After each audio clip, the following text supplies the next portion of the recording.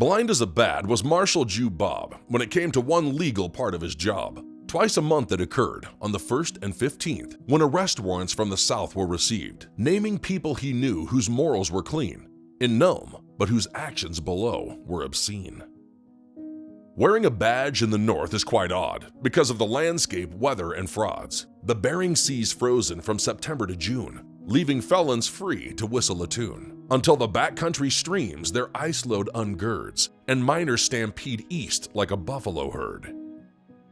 Once out of Nome, there was a great throng of gold seekers with sluices, pans, and long toms. The men scrambling inland leave you no doubt. You break the rules here, you'll never come out.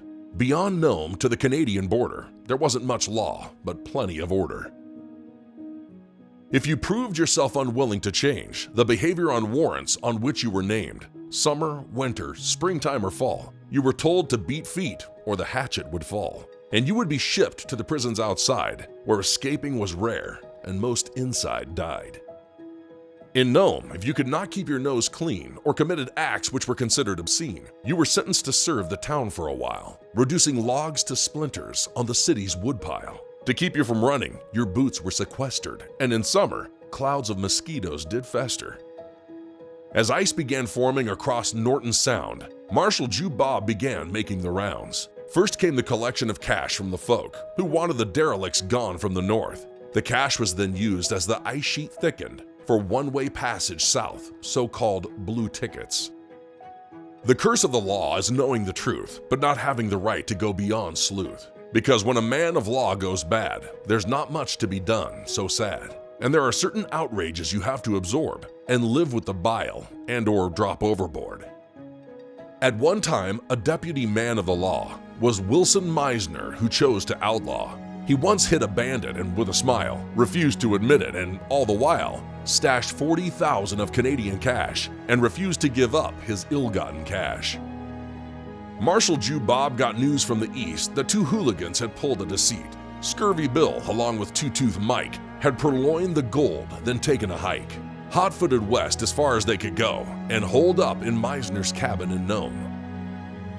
A posse was formed, but it came with a flaw.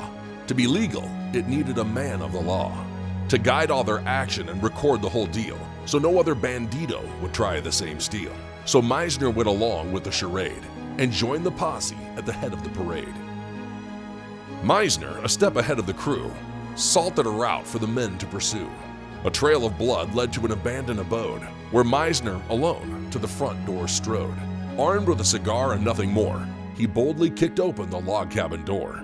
Hailed for boldness for his cabin advance, no one in the posse considered the chance that Meisner had played them for Scurvy Bill and Two-Tooth Mike, who went over the hill, and neither was ever heard from again, or, for that matter, the payroll Canadian.